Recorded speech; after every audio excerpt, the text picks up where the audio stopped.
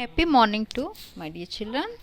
This is part 8 and worksheet 8 of acids, bases and salts of class 10 physical science. 10వ తరగతి భౌతిక రసాయన శాస్త్రంలో భాగం 8 మనం ఈరోజు చెప్పుకుందాం. ఓకే, ముందుగా ఛానల్ని సబ్స్క్రైబ్ చేయని వాళ్ళందరూ సబ్స్క్రైబ్ చేసుకోండి అండ్ బెల్ ఐకాన్ని క్లిక్ చేయండి. అప్పుడే మీకు వీడియోస్ నోటిఫికేషన్స్ వస్తాయి. ఓకే, మనము భాగం 7 పార్ట్ 7లో సార్వత్రిక సూచిక pH ఇండికేటర్ గురించి చెప్పుకున్నాం. pH పేపర్ ఎలా ఉంటుంది, దాన్ని ఎలా ఉపయోగించాలి అనేది మనం చెప్పుకున్నాం. ఇప్పుడు మరి ఆ pH యొక్క ప్రాముఖ్యత ఏమిటి, లేదా అది మనకు ఎలా ఉపయోగపడుతుంది అనేదాన్ని చెప్పుకుందాం. ఓకే, మనకి నిత్య జీవితంలో pH యొక్క ప్రాముఖ్యత ఏమిటి అంటే దీన్ని మనం ఏ విధంగా ఉపయోగించుకుంటాం అంటే, ఒకటోది ఆమ్ల వర్షము. ఆమ్ల వర్షం అంటే ఏమిటి అంటే, మనకి ఏదైతే వర్షం పడుతూ ఉంటుందో ఆ వర్షపు నీటి pH విలువ 5.6 కంటే తక్కువైతే దాన్ని మనం ఆమ్ల వర్షము అని అంటాము. ఈ ఆమ్ల వర్షం ఏమవుతుంది, నదీ జలాల నీటి pH విలువను కూడా తగ్గిస్తుంది. ఎందుకంటే మనకి వర్షం నీరే కదా నదిలోకి ప్రవహిస్తుంది. అందువల్ల నదీ జలాల్లో ఉండే జలచరాల జీవనం సంకటంలో పడుతుంది. అంటే అవి ఆ ఆమ్లపు నీటిలో బతకలేవు. కాబట్టి మనము ఏదైతే మనకు వర్షం ఉందో దాని వర్షం యొక్క pH విలువ ఎంత ఉండాలి, 5.6 కంటే తక్కువగా ఉండాలి. ఇక రెండవది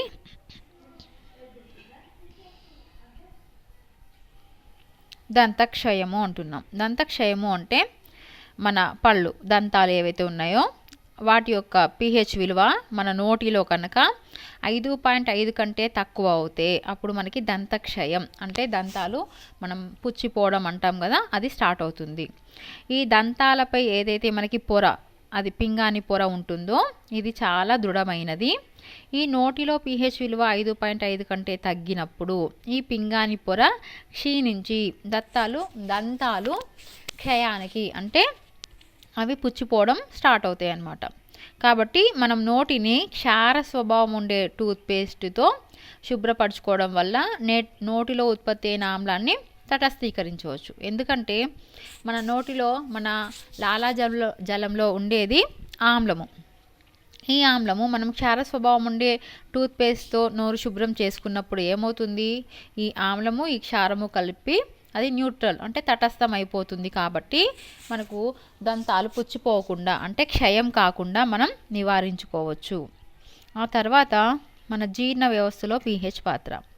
మనకు ఆహారం జీర్ణమవడానికి జీర్ణాశయము HCl యాసిడ్ని విడుదల చేస్తుంది. ఈ అజీర్తి సందర్భంలో మనకి ఏమవుతుంది, జీర్ణాశయం అధిక పరిమాణంలో ఆమ్లాన్ని ఉత్పత్తి చేస్తుంది. దీనివల్ల మనకి కడుపులో మంట, అసహనం అనేది కలుగుతుంది. ఈ దుష్ప్రభావం నుండి మనం విముక్తి పొందాలంటే ఏం చేస్తాం, యాంటీ యాసిడ్ అంటే యాసిడ్కి వ్యతిరేకమైనది క్షారము. ఈ క్షారాలను మనం తీసుకుంటాం. సాధారణంగా మనం వాడే యాంటాసిడ్ ఏమిటి, మిల్క్ ఆఫ్ మెగ్నీషియా అంటాం. దీని రసాయన నామం మెగ్నీషియం హైడ్రాక్సైడ్. ఇది ఒక బలహీనమైన క్షారము. ఇక్కడ మనము బలహీనమైన క్షారాన్ని వాడుతున్నాం. బలమైన క్షారాలని వాడడం అప్పుడు కూడా మనకి కడుపులో మంటే వస్తుంది. కాబట్టి ఒక బలహీనమైన క్షారాన్ని మనం యాంటాసిడ్గా వాడుతున్నాం అజీర్తి సందర్భంలో. ఆ తర్వాతది మట్టి యొక్క pH. మరి మనకి మొక్కలు ఆరోగ్యంగా పెరగాలి అంటే మట్టి నిర్దిష్ట పరిమితిలో ఉన్న pH కలిగి ఉండాలి. వ్యవసాయ భూమిలోని మట్టి మనము నిర్ణయించవచ్చు. ఎలా నిర్ణయించవచ్చో మనం కృత్యంతో తెలుసుకుందాం. దానికంటే ముందు మనకి పొలంలోని మట్టి pH విలువ మరీ తక్కువగా ఉందనుకోండి, తక్కువగా ఉంటే అప్పుడు ఏం చేస్తారు, సాధారణంగా రైతులు ఆ మట్టికి సున్న పొడిని లేదా కాల్షియం కార్బోనేట్ని కలుపుతారు. దీనివల్ల దాని pH విలువ పెరుగుతుంది. అంటే pH విలువ ఎక్కువైంది అంటే ఆమ్ల శాతం ఎక్కువైంది అని అర్థం. కాబట్టి దానికి ఈ సున్న పొడిని కలుపుతారు. మరి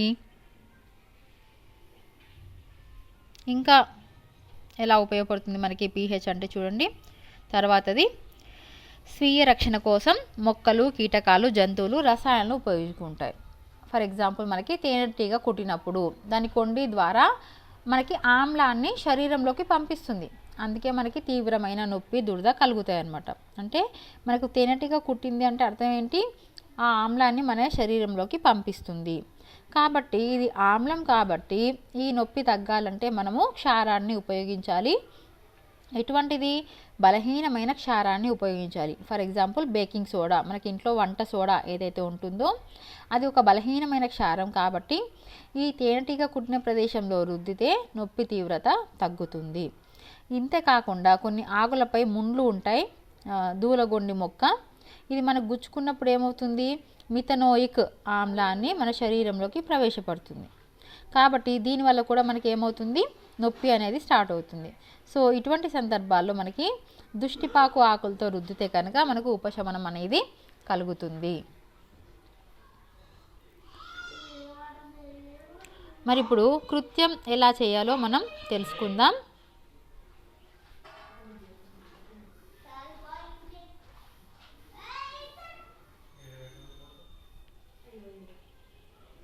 చూడండి, ఈ కృత్యంలో మనము ఏం చేసాం,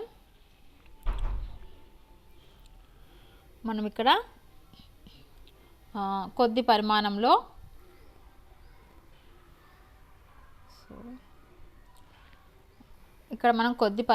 మట్టిని తీసుకున్నాం, పరీక్ష నాళికలోకి తీసుకొని దీనికి 5 మిల్లీలీటర్ల నీటిని కలిపాం.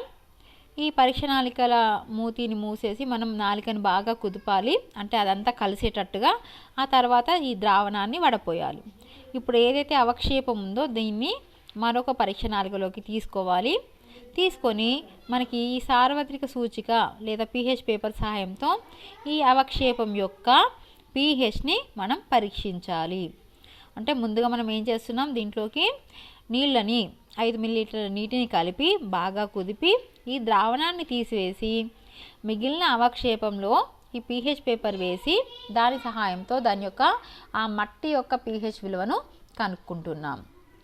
Okay, so for English medium students, so what is the importance of pH in everyday life? So first point is acid rain. When pH of rainwater is less than 5.6, it is called acid rain. So when acid rain lowers the pH water sources like rivers, the survival of aquatic life in such rivers become difficult. And second point is tooth decay. So tooth decay starts when pH of the mouth is lower than 5.5. The tooth enamel, the hardest substance of the body, is corroded when the pH in the mouth is below 5.5.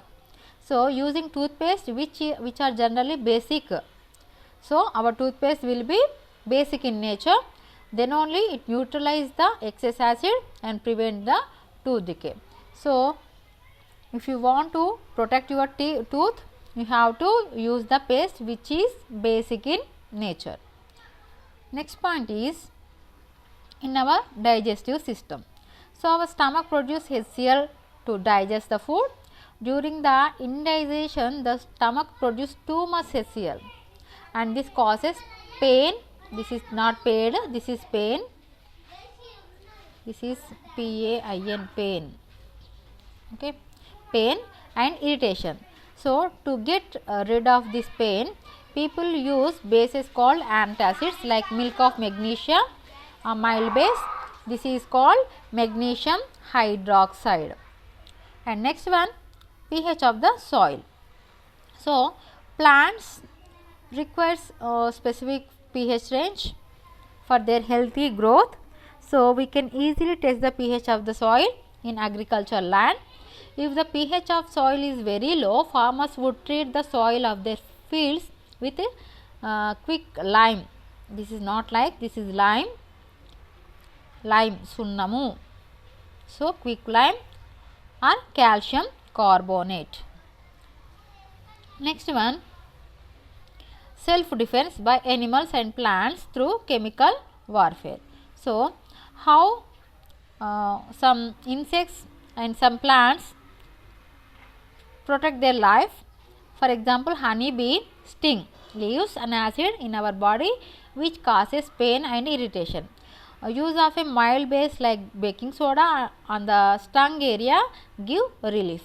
So we can use the baking soda in the area which the honeybee sting. So next one, stinging hair of leaves nettle plant. This is nettle plant. This nettle plant in Telugu dulagondi durdagondi mokka. Inject methanoic acid. So this plant inject methanoic acid or formic acid causing burning pain. So a traditional remedy for this, rubbing the area with the leaf, the dog plant. So dog plant, you have to use the dog plant leaves. This is the remedy for this nettle plant. So how you do the activity to know the pH of the soil? So see here, this is your textbook activity 13. So in this activity, first of all, what you have to do, we have to take the 2 grams soil in a test tube and add 5 ml of water to it, shake it well, and after that filter the contents and collect the filtrate in a test tube. Check the pH of this filtrate with the help of the universal indicator or pH paper. So this is your lesson. Now we will go for worksheet assessment. So first question is, what is the impact of acid rain? Explain in your own words. So acid rain, here is your acid rain. So this is your answer. So you have to write from here to here. Okay children, take a screenshot or pause the video. వీడియోని ఆపి రాసుకోండి లేదా screen shot తీసుకోండి. So Telugu మీడియంకి same question ఏముంది చూద్దాం. ఆమ్ల వర్షం వలన కలిగే పర్యవసనాన్ని మీ సొంత మాటల్లో వివరించండి అన్నాడు. సొంత మాటలు అన్నాడు కాబట్టి ఇక్కడ ఉన్నదే కాకుండా మీరు ఇంకా ఎక్కువ రాయదలుచుకుంటే రాయవచ్చు. చూడండి, మనకి ఇది ఆమ్ల వర్షం. ఏమవుతుంది దీనివల్ల? ఆ జలాల్లో బతికే ఏవైతే జలచరాలు ఉన్నాయో అవన్నీ బతకలేకుండా పోతాయన్నమాట. సో మీరు ఇంకా సొంత మాటల్లో ఎక్కువ రాయదలుచుకుంటే రాయొచ్చు. ఇది మీ 1వ ప్రశ్నకి జవాబు. నెక్స్ట్ 2వ ప్రశ్న, దంతక్షయాన్ని నివారించడానికి మీరు ఏమి చేస్తారు? మనకి తెలుసు దంతక్షయము నివారించాలంటే ఏం చేయాలి?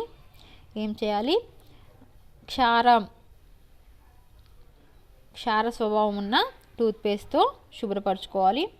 సో ఇది మీ answer, second answer. Okay, so same question English medium. What do you do to prevent the fruit decay? You have to use a basic nature toothpaste.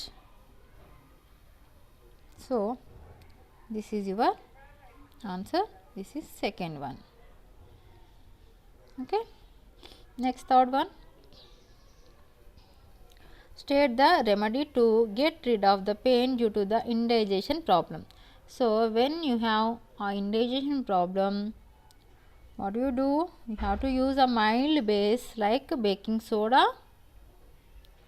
or milk of magnesia, that is magnesium hydroxide. So this is your third answer. From this here to here, you have to use antacids like milk of magnesia or magnesium hydroxide. Same, this is a mild base. So same question for Telugu medium. అజీర్తి వలన కడుపులో మంట నుండి ఉపశమనం పొందడానికి మార్గాన్ని సూచించండి. ఏం చేస్తాం? అజీర్తి మనకి వచ్చినప్పుడు మనము క్షార స్వభావం ఉండే మిల్క్ ఆఫ్ మెగ్నీషియాని వాడతాం. సో మనకి ఇక్కడ